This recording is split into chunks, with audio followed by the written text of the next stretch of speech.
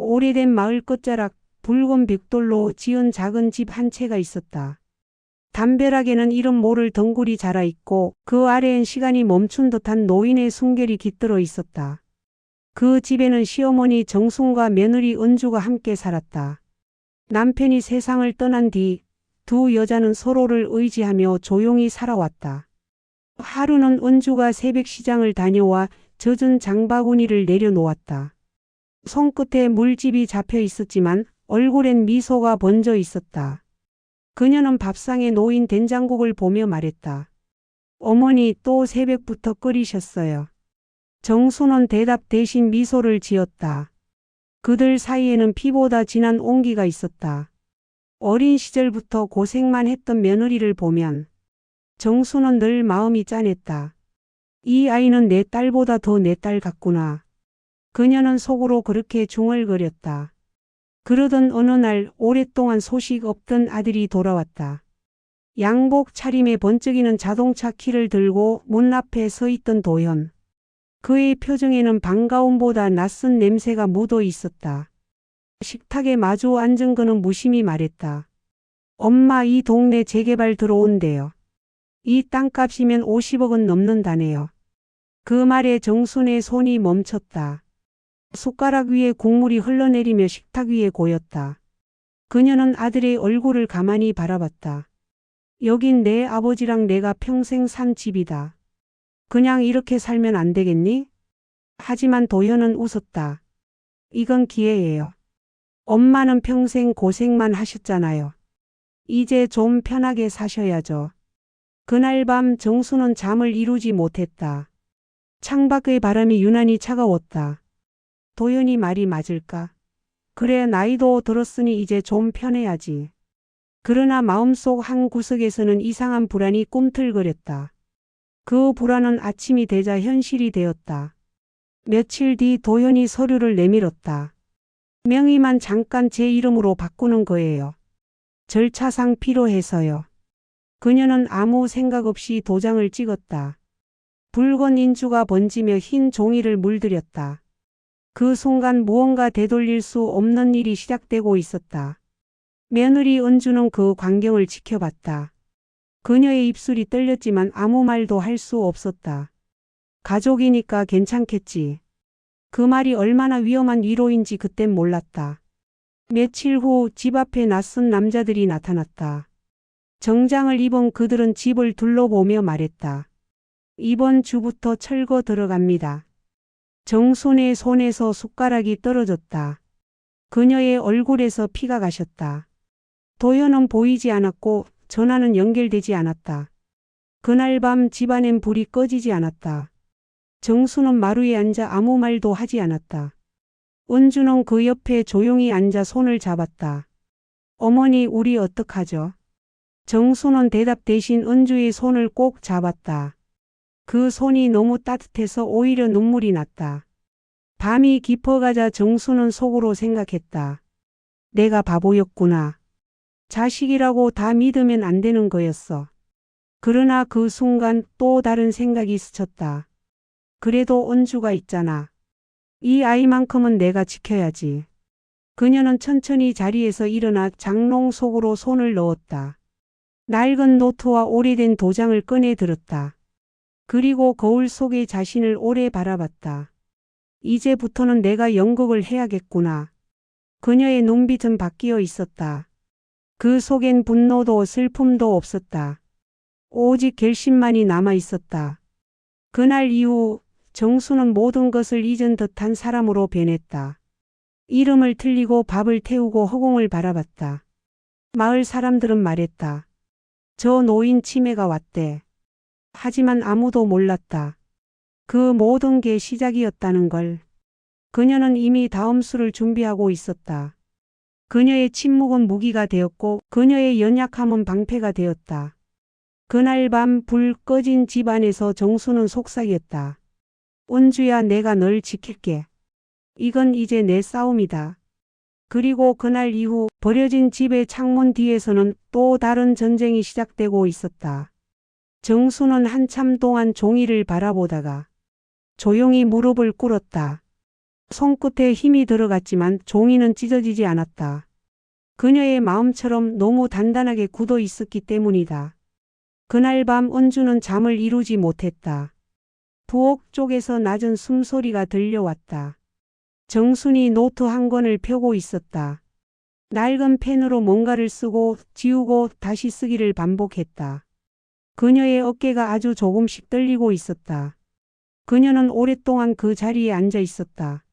한 줄씩 새겨지는 글씨는 고백 같기도 하고 유언 같기도 했다. 도장은 내 손으로 찍었다. 이건 내 죄다. 하지만 이 아이만큼은 내가 지킨다. 새벽이 오자 정수는 펜을 내려놓고 손을 모았다. 마치 기도처럼 조용한 자세였다. 그녀의 눈엔 눈물이 맺혀 있었지만 그 눈빛은 흔들리지 않았다. 며칠 뒤 마을에는 소문이 돌았다. 도연 씨가 큰 돈 받았다더라. 어머니 집 팔리고 곧 철거래. 사람들은 혀를 찾고 정수는 아무 대답도 하지 않았다. 그녀의 입술은 굳게 닫혀 있었다. 하지만 마음속에서는 무언가가 천천히 무너지고 있었다.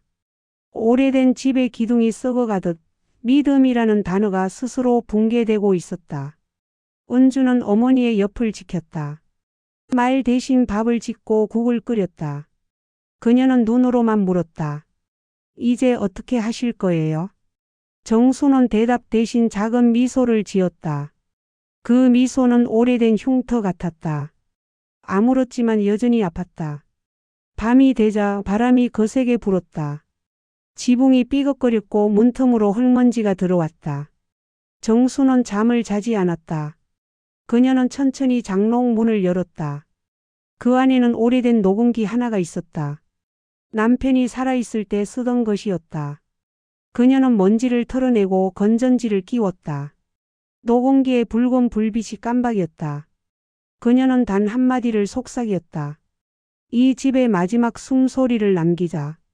그 목소리는 떨렸지만 결심에 가까웠다. 그녀는 모든 것을 잃었지만 아직 포기하지 않았다.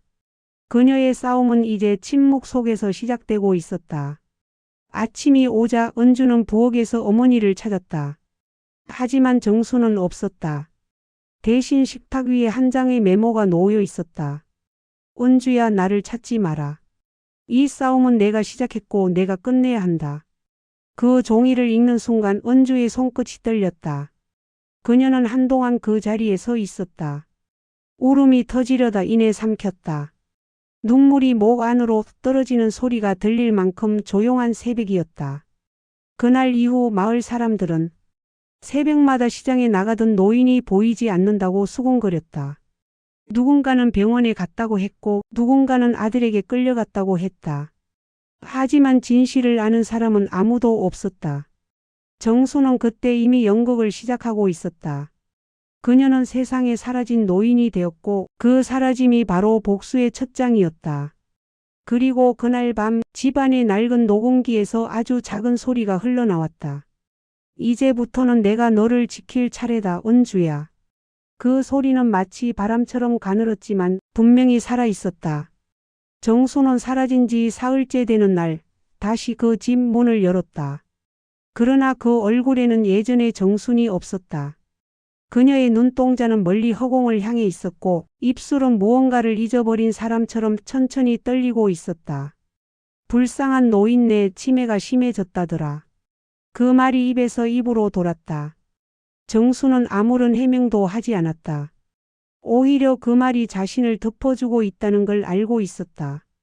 그녀는 이제 세상의 불쌍한 노인으로 살아가야 했다. 그래야 진짜 악인들이 방심할 것이기 때문이다. 치매 노인이 쓴 기록이라면 아무도 눈치채지 못하겠지. 그녀는 속으로 그렇게 생각했다. 어느 날 은주가 다시 집으로 돌아왔다. 문을 열자 낯선 공기가 스며들었다.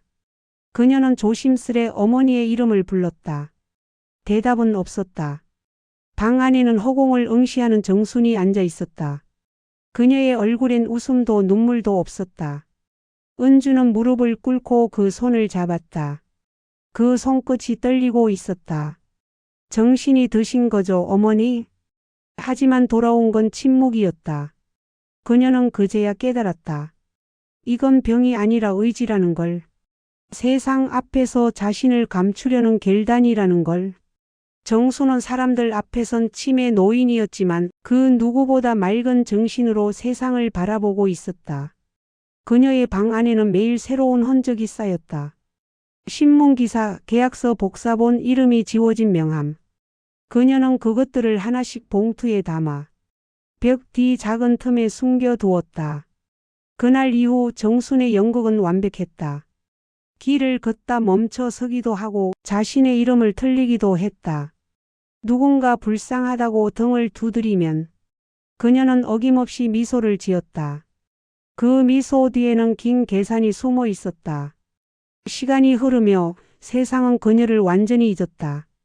그녀는 이제 지워진 사람이 되었다. 그러나 그 익명 속에서 그녀는 진실을 조금씩 모아가고 있었다. 하루는 마을 입구의 포장마차에 들렀다.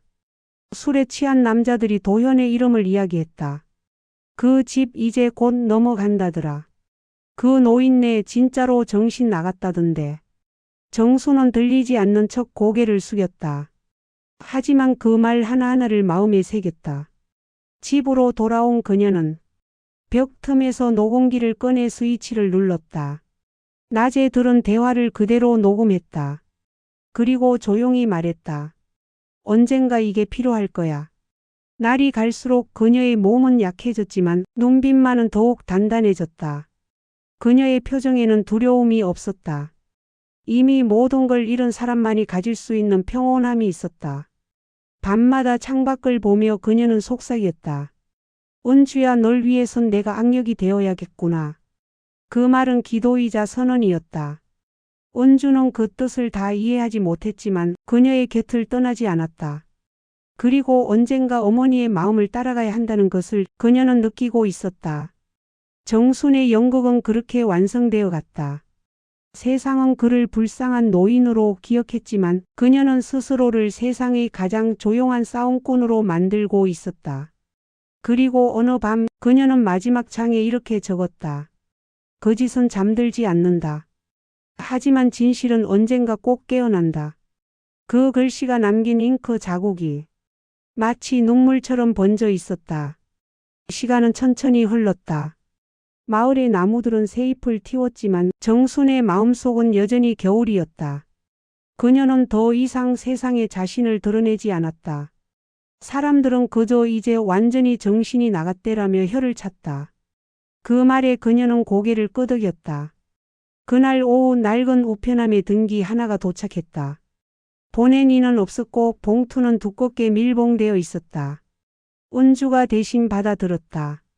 봉투 안에는 은행 통장 한 건과 법률 문서가 들어 있었다. 수혜자 은주. 그녀의 이름이 깔끔하게 새겨져 있었다. 정수는 봉투를 천천히 쓰다듬었다.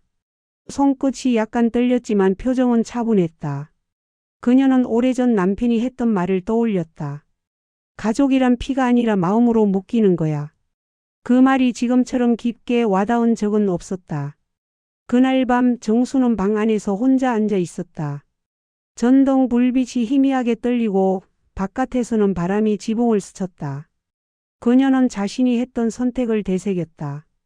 자식에게 배신당했지만 여전히 그 아이를 미워할 수 없었다. 아들은 잃었지만 며느리는 남았다. 그 사실 하나가 그녀를 다시 일으켜 세웠다. 은주는 쉽게 믿을 수 없었다. 그녀는 서류를 여러 번 읽었고 눈물이 흘렀다. 모든 재산이 자신의 이름으로 넘어온 이유를 알 수 없었다. 그녀는 물었다. 왜 저에게 이런 걸 주셨어요? 정수는 짧게 대답했다. 이젠 내가 살아야 하니까. 그 한마디에 모든 설명이 들어 있었다. 그녀의 결정은 복수가 아니라 사랑을 지키기 위한 마지막 방편이었다. 하지만 세상은 그렇게 보지 않았다. 며칠 뒤 뉴스에 그들의 이야기가 흘러나왔다. 치매 노인 재산 며느리 명의로 이전. 기자는 마치 범죄를 다루듯 냉정한 어조로 말했다. 사람들은 손가락질했고 은주는 세상으로부터 등을 돌려야 했다.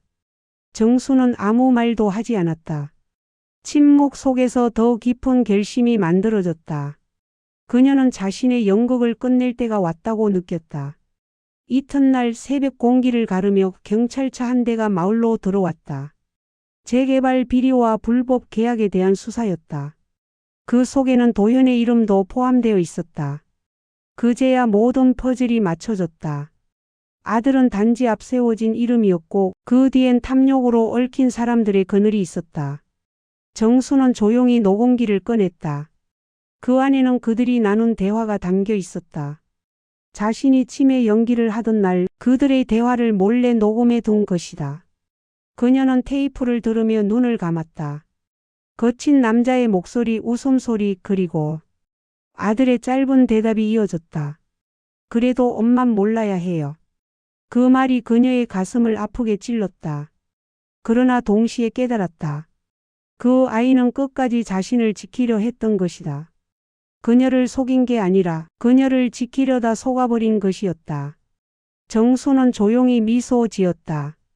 그 미소는 슬픔과 용서가 섞인 표정이었다. 모든 것이 무너졌지만 아직 끝난 건 아니었다. 그녀는 마지막으로 녹음기의 버튼을 눌렀다. 붉은 불빛이 깜박이며 다시 켜졌다. 이번엔 그녀의 목소리가 담겼다. 이건 진실을 위한 기록이야. 누가 듣던 진짜 이야기를 남겨야지. 창밖의 바람이 멎고 새벽의 첫빛이 비쳤다. 그 빛은 낡은 방 안으로 스며들어 그녀의 얼굴을 부드럽게 비추었다. 정수는 손을 모으고 속으로 말했다. 이젠 두려울 게 없다. 이제부터는 숨기지 않고 걸어가자. 그날 이후 그녀의 방 안에는 한 통의 신고서가 새로 놓여 있었다. 수신처는 경찰서였다. 서명란에는 또박또박한 글씨로 정순의 이름이 적혀 있었다. 아들의 얼굴, 며느리의 미소, 그리고 자신이 만든 연극의 긴 그림자. 모든 것이 그 비 안에 젖어 있었다. 비가 그친 오후 한 통의 전화가 걸려왔다. 경찰이었다. 그들은 짧게 말했다. 녹음기 내용 확인했습니다. 이건 단순한 가족 문제가 아닙니다. 정수는 잠시 눈을 감았다. 드디어 시간이 움직이기 시작한 것이다. 그날 저녁 마을 입구에는 기자들이 몰려왔다. 재개발 비리의 중심에 있던 인물들이 체포되었다는 속보가 흘러나왔다. 그들의 리스트 안에는 도현의 이름도 있었다. 그러나 그것은 제 이름이 아니라 피해자의 이름으로 올라 있었다. 그녀는 그 사실을 들었을 때 아무 말도 하지 않았다. 오직 조용히 숨을 들이쉬었다. 그 숨결 속에는 안도와 해안이 뒤섞여 있었다. 그동안 아들을 미워했다. 속였다고 팔아넘겼다고 버렸다고 생각했다. 하지만 이제는 알았다. 그 아이는 처음부터 자신을 지키려 했다는 것을. 돈의 냄새에 둘러싸인 세상 속에서 그는 어머니를 보호하려다가 오히려 덫에 걸려든 것이었다. 정수는 방 안의 녹음기를 바라봤다. 이 작은 기계가 모든 것을 바꿔놓았다. 그녀는 손끝으로 그것을 쓰다듬었다. 마치 살아있는 무언가처럼 느껴졌다.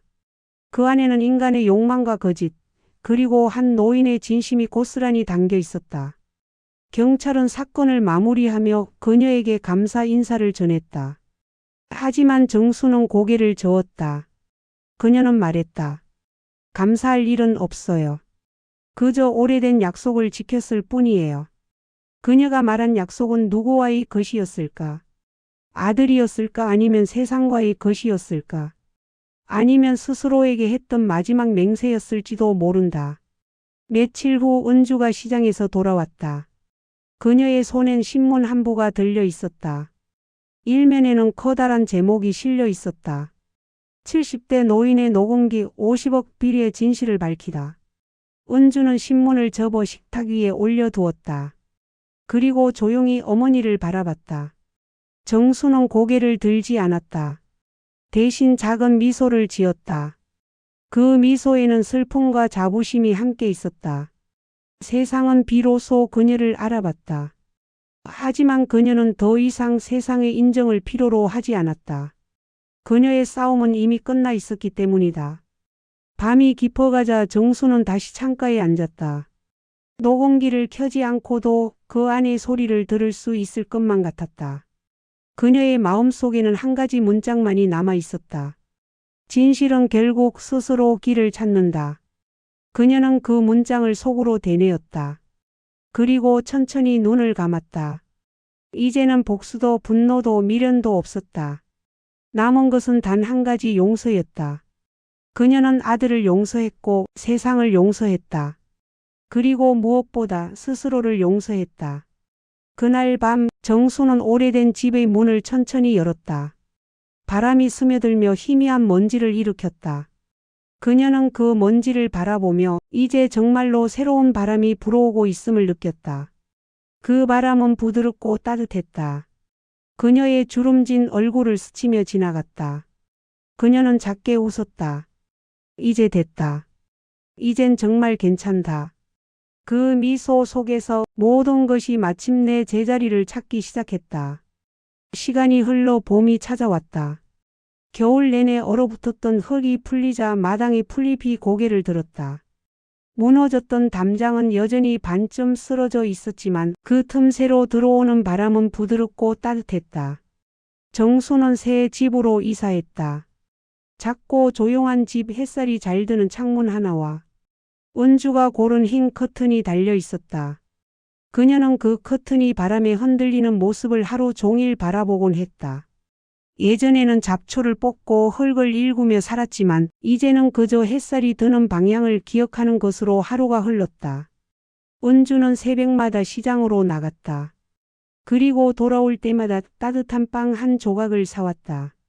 정수는 그 빵을 반으로 잘라 함께 나눠 먹었다. 그 작은 나눔 속에서 두 사람은 말없이 웃었다. 말은 줄었지만 마음은 더 가까워져 있었다. 어느 날 우편함에 낡은 봉투가 하나 들어 있었다. 보내는 이의 이름을 보는 순간 정순의 손끝이 잠시 멈췄다. 그 이름은 도현이었다. 봉투 안에는 사진 한 장과 짧은 편지가 있었다. 사진 속의 남자는 공사장 옆에서 모자를 쓰고 웃고 있었다. 그 미소는 오래된 후회와 새로 배운 겸손이 섞인 표정이었다. 편지는 짧았다. 엄마, 이제야 마음이 조금은 편해졌어요. 다시는 욕심 부리지 않겠습니다. 당신이 남긴 집과 마음 평생 잊지 않을게요. 정수는 그 편지를 가만히 접어 품에 넣었다. 그녀는 눈을 감았다. 따뜻한 눈물이 천천히 흘러내렸다. 그건 슬픔이 아니라 너무 오랜 시간 참고 있던 안도의 눈물이었다. 그날 저녁 은주는 창문을 열었다. 노을이 마당을 붉게 물들이고 있었다. 정수는 천천히 밖으로 나와 화분 하나를 들었다. 그 화분에는 옛집의 흙이 담겨 있었다. 그녀는 그 흙 위에 작은 씨앗 하나를 심었다. 이 흙은 우리가 버틴 시간이고 이 씨앗은 우리가 다시 살아갈 시간이다.